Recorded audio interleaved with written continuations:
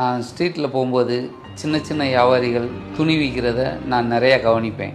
ஏன்னா அவங்ககிட்ட இருந்து தான் பெரிய பெரிய பாடத்தெல்லாம் நம்ம கற்றுக்க முடியும்.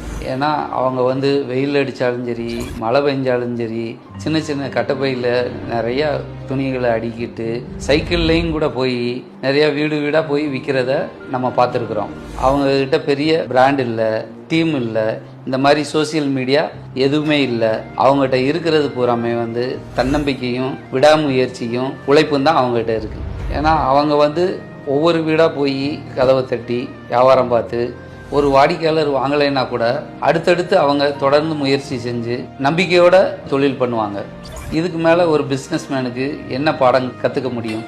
அந்த ஸ்ட்ரீட் வெண்டாரெல்லாம் பார்க்கும்போது நாளைக்கு இவங்களும் ஒரு 100 பேருக்கு வேலை கொடுத்து ஒரு ஷோரூம் வச்சு ஒரு பெரிய பிராண்டாக மாறுவாங்க அப்படிங்கிற நம்பிக்கை எனக்கு இருக்குது. ஏன் அப்படின்னாக்க நாங்களும் அதிலிருந்து வந்தவங்க தானே.